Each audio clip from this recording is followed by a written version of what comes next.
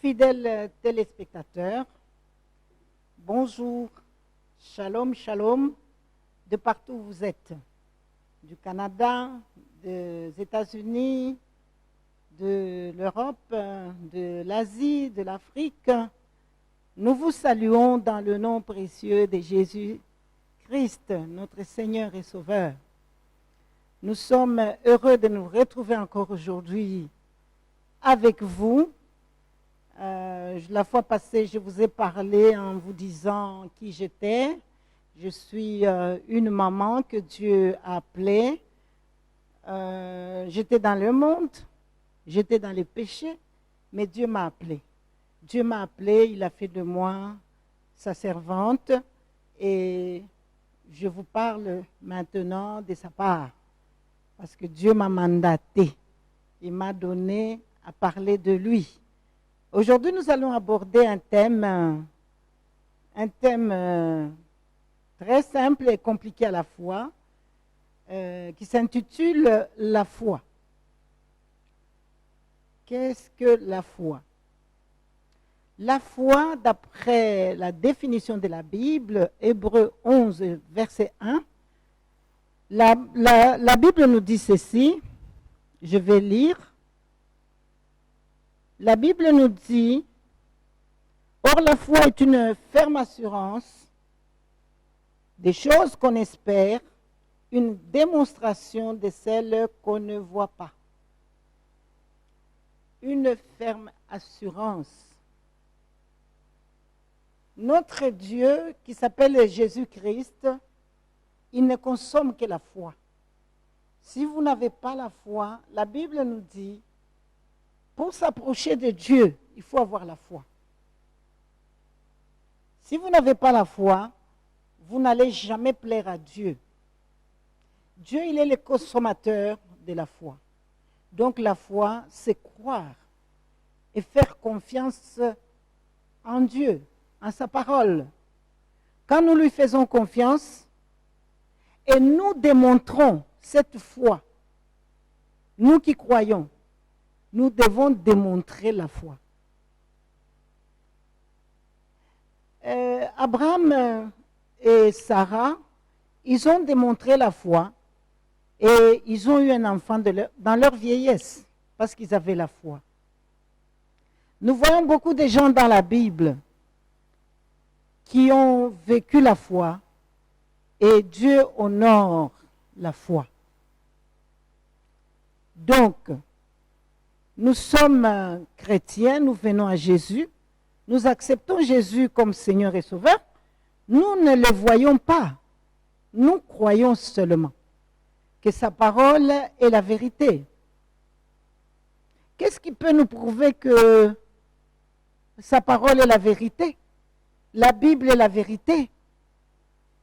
C'est parce que nous avons expérimenté cette parole-là. Nous l'avons lue, nous l'avons pratiquée et nous avons eu des résultats. Et des résultats probants. Parce que la parole, la Bible nous dit que tout a été créé par la parole.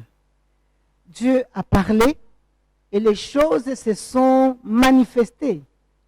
Il a dit que, par exemple, la lumière soit. Il y a eu la lumière. Que les ténèbres soient. Il y a eu des ténèbres. On dit qu'au commencement, la terre était informe et vide.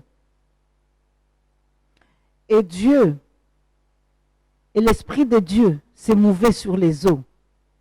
Donc il a séparé les eaux avec la terre. C'est par la parole. Quand nous avons la foi, nous allons croire à tout ce que Dieu a dit. Et nous allons démontrer cette foi-là, la foi que nous confessons, parce que nous croyons, nous avons confiance en Dieu, et nous allons démontrer. Je vais donner un exemple pour me faire mieux comprendre. Une femme qui aspire à avoir un enfant, il va démontrer sa foi en ayant déjà la layette, en préparant tout ce qu'il faut pour les bébés. La foi est une folie en fait. Vous faites la layette, vous n'êtes pas enceinte, vous n'avez même pas un mois de retard. Mais vous vous dites, parce que Dieu, il est derrière sa parole pour l'accomplir, Dieu va me donner l'enfant, vous croyez en Dieu et Dieu honore la foi. Vous avez besoin d'acheter une voiture par la foi, parce que vous êtes en communion avec Jésus-Christ, avec le Saint-Esprit. Vous pouvez déjà aller au garage, chez les concessionnaires, demander déjà la facture pro forma pour acheter la voiture. Et c'est comme ça que la foi fonctionne. La foi, c'est croire sans voir. Vous n'avez pas besoin de voir. Vous avez besoin de croire.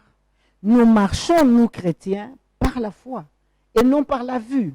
La vue nous montre autre chose. On m'a raconté une histoire d'un monsieur qui était bossu. Et pendant la prière, on a prié pour le malade et le monsieur a cru qu'il était guéri. Et chaque fois que l'homme de Dieu disait « Venez, venez témoigner », lui, il allait toujours avec sa bossue. Ça n'avait rien changé. La prière n'avait pas changé la bossue. Il était toujours bossu. Mais il allait se présenter pour dire « Moi, je suis déjà guéri ». Mais il faut être fou pour le faire. Parce que la bossue est là. Tout le monde voit la bossue. Il a fait ça 3, 4 fois. Et un jour à la maison, pendant qu'il dormait, il ne sait pas où est partie la bossue. Et il était complètement guéri. Parce que cet homme-là a plu à Dieu. Sa confiance en Dieu, en sa parole. Il a cru qu'il était guéri. Et il a démontré qu'il était réellement guéri. Et il a fini par être guéri complètement. Donc la foi, c'est la ferme assurance. La ferme. L'ennemi, je vais parler un peu des ennemis de la foi. La peur, c'est un ennemi. Le doute. Est-ce que vous vous posez des questions? Est-ce que c'est possible? Parce que ma situation, mon célibat a duré, ma stérilité a duré, ma pauvreté a duré. Non, Dieu te dit de venir à lui et de croire qu'il est capable de changer ta situation. Et lui, il est dans la parole. Quand on est lecteur, on médite sur la parole de Dieu. On finit par être vraiment en communion avec Dieu. Dieu va nous parler par des convictions internes. Comment Dieu parle? Il y a une voix, peut-être audible, il y a une voix interne, il y a une conviction en nous, et c'est Dieu qui a parlé. Et pour expérimenter ces choses extraordinaires qu'il a mis à notre disposition, il nous recommande de rechercher le Saint-Esprit. Parce que si nous avons le Saint-Esprit, on ne peut pas être chrétien parce qu'on prie. On n'est pas chrétien parce qu'on jeûne. On n'est pas chrétien parce qu'on va à l'église. On est chrétien quand on est en communion avec Dieu. C'est bien, il faut qu'on aille à l'église. C'est très important. Il faut qu'on prie, c'est très important. Mais la chose la plus importante, c'est être en communion avec Dieu. La Bible nous dit, quand vous priez, entrez dans votre chambre, fermez la porte et dans le secret, parlez à Dieu. Et Dieu va vous répondre, parce que c'est un Dieu qui répond. C'est un Dieu qui donne la solution à tout problème. Personne n'a rencontré Dieu et resté le même.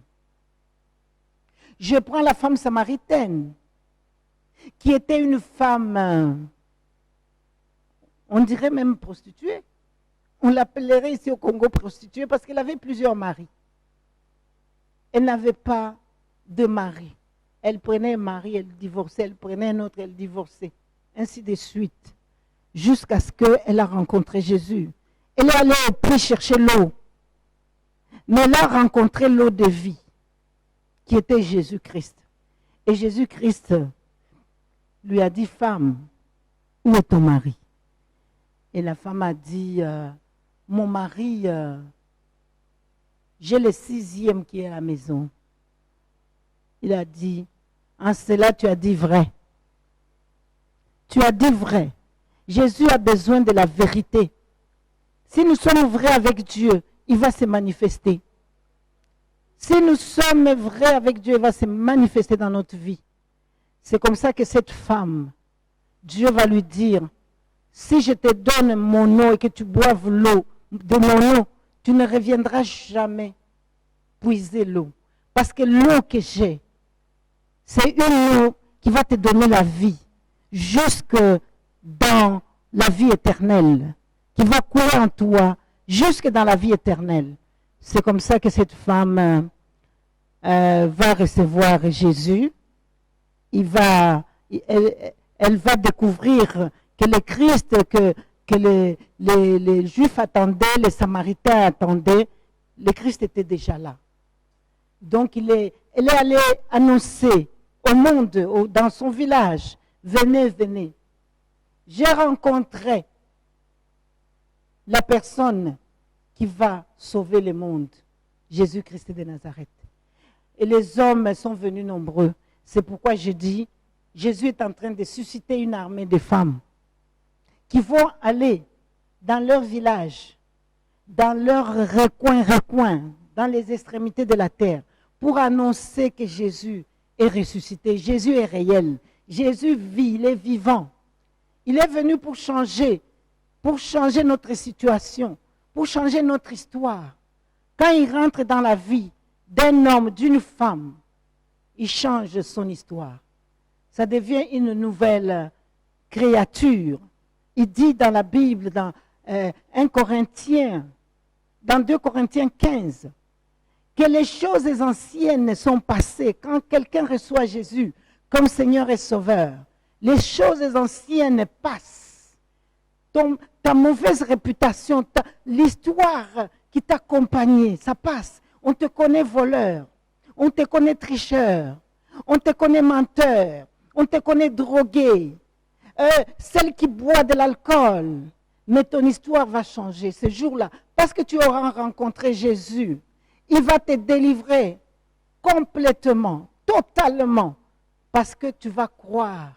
Si tu crois que Jésus est le sauveur du monde, si tu crois que Jésus est le Fils de Dieu qui est descendu sur la terre pour nous sauver, pour ôter les péchés qui nous maintenaient autrefois dans l'esclavage. Nous étions esclaves.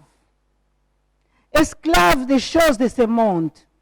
Esclaves du bonheur, des téléphones, esclaves de masturbation, esclaves de pornographie, esclaves des hommes, esclaves des femmes. Quand Jésus vient réellement dans la vie et que nous sommes vrais avec Dieu, nous croyons réellement en Dieu, il change notre histoire. Nous devenons des vases qu'il va utiliser et des vases de valeur. Nous devenons des femmes de valeur qu'il va utiliser pour sa gloire. Il va changer notre vie. Nous serons une référence. Nous deviendrons des personnes qui vont aider, qui vont changer l'histoire de ce pays. Parce que si c'est l'IGF qui doit poursuivre les administrés, si c'est l'IGF qui doit poursuivre les fonctionnaires, ce n'est pas normal. Mais si Jésus-Christ est réellement dans la vie, si nous avons réellement la foi, Dieu va faire de nous, nous serons nous allons contrôler nos vies nous-mêmes. Parce que le Saint-Esprit sera là pour nous dire attention, ne volez pas, ne mentez pas, ne trichez pas. Nous serons des étudiantes ou des étudiants qui vont avoir les points sans pour autant compromettre notre vie, sans pour autant donner nos corps, s'offrir en holocauste, parce que nous devons avoir notre diplôme. Non, avec Jésus-Christ, nous allons avoir des diplômes. Nous n'avons pas besoin de changer notre identité pour avoir des papiers pour vivre en Europe. Nous n'avons pas besoin de mentir. Toutes ces histoires-là, Jésus est venu. Ce n'est pas trop tard. Même si tu l'as fait, le Seigneur va t'accueillir. Ses bras sont ouverts. C'est vrai, tu ne le connaissais pas. Il te comprend. Il te dit, viens, crois en moi. Crois en moi tel que tu es. Viens, dépose tes fardeaux à la croix de Golgotha. Et Dieu va te décharger. Et tu seras réellement une nouvelle créature. Et les choses anciennes seront passées. Et tu vas être une bénédiction pour ta famille, pour ton mari, pour ton pays. Tu vas être une véritable bénédiction. Donc, j'ai fait appel aux hommes, femmes, venons à Jésus, tel que nous sommes. Venons, repentons-nous. Il a dit, quand il a prêché Pierre, les hommes ont dit, que ferons-nous? Jésus a dit, repentez-vous. Repentez-vous pour que votre histoire change. Repentez-vous pour que vous ayez une vie nouvelle. Repentez-vous pour que vous viviez la nouvelle vie. Et la nouvelle vie, elle est remplie de bonheur. Elle est remplie de grâce.